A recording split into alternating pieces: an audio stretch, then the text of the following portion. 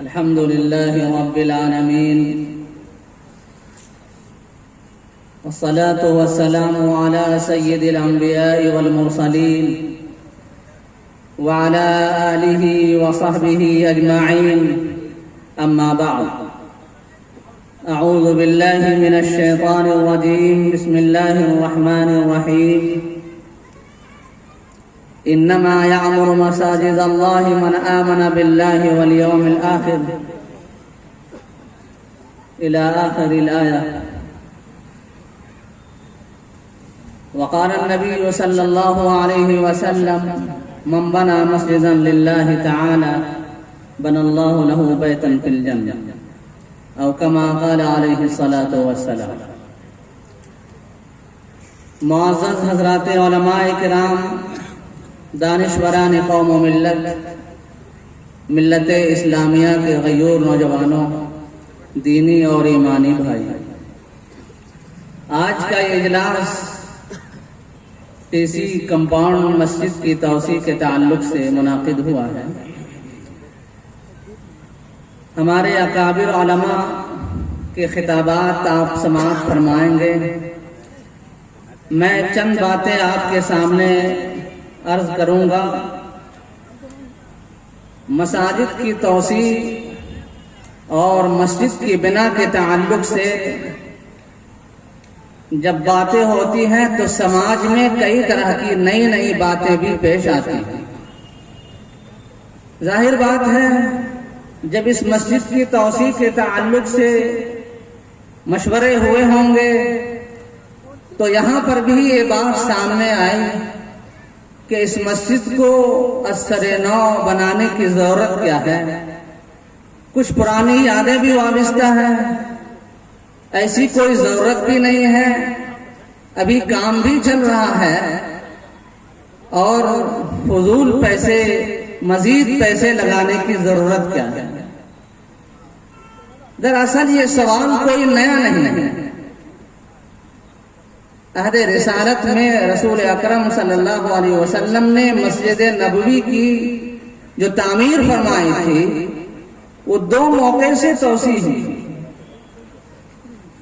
ایک تو یہ توسیع ہوئی کہ سب سے پہلے مسجد نبوی 60 بائی 60 کی بنی تھی، لیکن غزوہ خیبر کے بعد یہ 100 بائی 100 ہو گئی تھی. حضرت ابوبکر صدیق رضی اللہ عنہ کی خلافت میں اس پر کوئی نئی تبدیلی نہیں ہوئی، لیکن حضرت عمر ابن خطاب رضی اللہ عنہ کے دور خلافت میں کچھ تبدیلیاں ہوئی.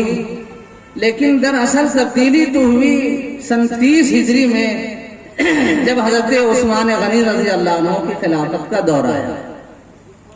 اور حضرت عثمان رضی اللہ عنہ کو یہ شکایت بھی ملتی رہی کہ مسجد تنگ ہے، کچھ پریشانیاں ہیں، اور آپ نے یہ طے کر لیا کہ اس مسجد کی توسیع بھی ہوگی، تزئین بھی ہوگی، اس کو مضبوط اور پختہ بھی بنایا جائے گا. تو بعض صحابہ اور خاص طور پر زہاد صحابہ انہوں نے رونا دھونا شروع کر دیا اور یہ کہا کہ یادگار رسول کو مٹانے کی ایک نئی ترکیب ان لوگوں نے بنائی.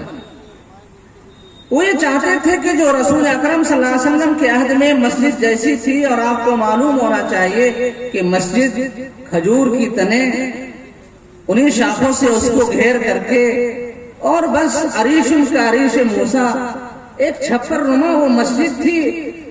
اور آپ نے وہ حدیث بھی بار بار سنی ہوگی کہ حضور اکرم صلی اللہ علیہ وسلم نے جب آپ نے سجدہ کیا تھا تو من الماء والطین، پانی اور مٹی کیچڑ کا کچھ حصہ چہرے انور پر بھی لگ گیا تھا. تو یہ وہ معاملہ تھا مسجد نبوی کی. حضرت عثمان رضی اللہ عنہ نے یہ طے کر لیا کہ اسے توسیع بھی کی جائے گی، تزئین بھی کی جائے گی، اسے مضبوط بھی بنایا جائے گا. ہر عہد کے تقاضے ہوتے ہیں، ہر دور کے بلڈنگ کے نئے نئے انداز ہوتے ہیں. حضرت عثمان رضی اللہ عنہ نے ایک روایت کے مطابق شال کی لکڑی ہندوستان سے منگوائی. پتھر منقش لگوائے گئے تھے، پتھروں میں نقش و نگار کے کام ہوئے تھے، ستونوں پر تو لوگوں نے اعتراض بھی شروع کیا تھا کہ حضرت عثمان رضی اللہ عنہ بیت المال کو ختم کر دیں گے اور یہ سارا مال لگتا ہے ختم ہو جائے گا، لیکن حضرت عثمان رضی اللہ عنہ نے یہ سب کچھ کیا اور پھر لوگوں کے سامنے حاضر ہو کر کے ایک دن جواب بھی دیا. کہا کہ تم لوگوں کی شکایتیں سن سن کر کے میرے کان پک گئے اور مجھے یہ معلوم ہے کہ تم یہ شکایتیں کر رہے ہو کہ مسجد کو اثر نو بنانے کی ضرورت کیا ہے. اگر ضرورت نہ ہوتی تو خود اللہ کے رسول صلی اللہ علیہ وسلم نے جو 60 بائی 60 کی مسجد تھی وہ 100 بائی 100 کی کیوں کی تھی؟ پہلا جواب تو یہ تھا. دوسری بات یہ ہے کہ اس وقت تو حضرت عثمان غنی رضی اللہ عنہ نے منقش پتھر لگائے تھے، حضرت عمر نے کھجور کی وہ شاخیں اسے بھی سوار کر کے آگے مضبوط دیواروں کے ساتھ بھی حضرت عمر رضی اللہ عنہ نے لگوائے تھے. ظاہر بات ہے تقاضا اس وقت کچھ اور تھا اور اس وقت کچھ اور ہے، اس لیے میں نے ایسا کیا ہے. خلفائے راشدین کے طریقے پر عمل بھی کیا ہے اور رسول اکرم صلی اللہ علیہ وسلم نے توسیع کا جو عمل جاری کیا میں نے وہ بھی کیا ہے. اور جو یہ بات ہے کہ بیت المال کے پیسے کو ختم کر دیا جائے گا، بات ایسی نہیں ہے، اس کی وضاحت کی ضرورت نہیں تھی، لیکن لوگوں کے عمل نے مجھے اس بات پر مجبور کر دیا کہ میں یہ بتاؤں کہ بیت المال کا پیسہ نہیں لگایا جا رہا ہے بلکہ میں نے اپنے پیسوں سے یہ سارا کام بھی کروایا ہے.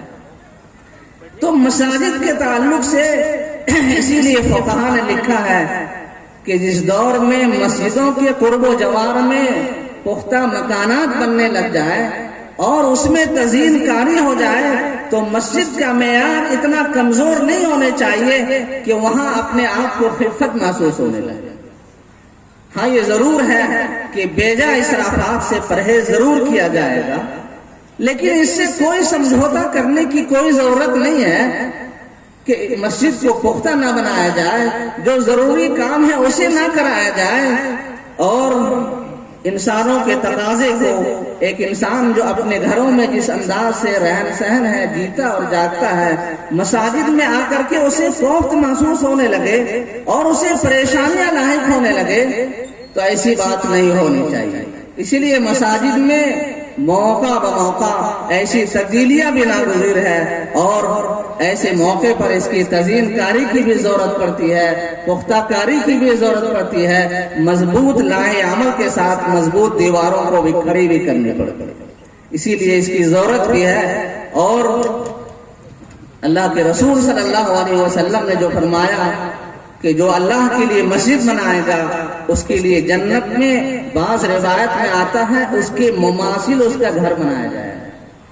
مماثل کی تشریح میں محدثین نے لکھا ہے کہ ظاہر بات ہے دنیا کی اعلیٰ ترین چیزوں کی مماثل جنت سے تو کوئی مثال نہیں دی جا سکتی، لیکن انسان کی جو فطرت ہے، انسان جو اپنے دل میں تمنائیں اور امرائیاں اس کی لے رہی ہے، جس بات کا متقاضی ہے یہ سمجھتا ہے اس بات کو، اچھائیاں اور خوبصورتی کا جو معیار ہوا کرتا ہے، تو جنت میں اس کے مماثل کا مطلب یہ ہے کہ جس نے اتنی ہمت کی، اتنی صلاحیت لگائی اور ایسا ارادہ کیا اپنے شان و گمان کے مطابق، اللہ قیامت کے دن اپنے شان کے مطابق اسے اس کے مماثل گھر بنا کر کے دے.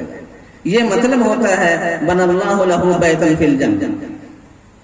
البتہ اس تعلق سے اس بات کی بھی وضاحت ضروری ہے کہ مساجد یقیناً پختہ کاری اور مضبوط ضرور بنانے چاہیے، لیکن مسجد میں رہنے والوں کے تعلق سے بھی ہمارا ذہن بالکل صاف ستھرا ہونا چاہیے. یعنی ایسا نہ ہو کہ مسجد کے اس حصے میں جسے انجینئر نے بتا دیا کہ یہ جگہ کسی لائق نہیں ہے اسے مؤذن کا حجرہ بنا دیا جائے، اور جہاں پر چڑھنے میں تکلیف ہو مسجد کے اس حصے میں امام کا حجرہ بنا دیا جائے جہاں وہ اپنی زندگی کسی طرح وہ کاٹیں اور گزار لے کسی طریقے.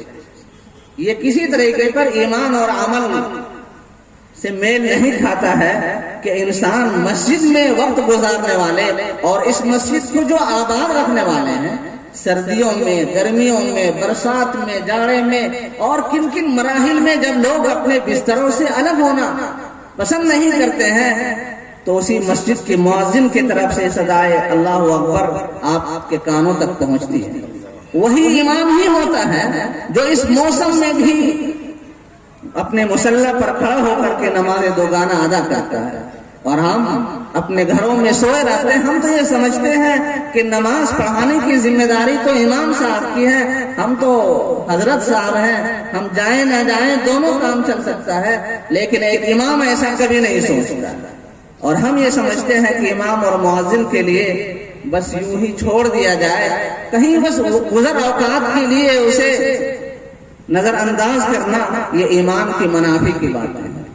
آپ کو معلوم ہونے چاہیے رسول اکرم صلی اللہ علیہ وسلم نے کتنی اہمیت دی۔ امام بخاری علیہ الرحمہ نے باب و کنسل مسجد کے تعلق سے ایک باب قائم کیا، مسجد میں جھاڑو لگانے کا بیان، اور اس حدیث میں رسول اللہ صلی اللہ علیہ وسلم نے اس عورت کے تعلق سے جس کا نام ام محجن تھا، وہ مسجد میں جھاڑو لگایا کرتی تھی اور اس کا انتقال ہو گیا۔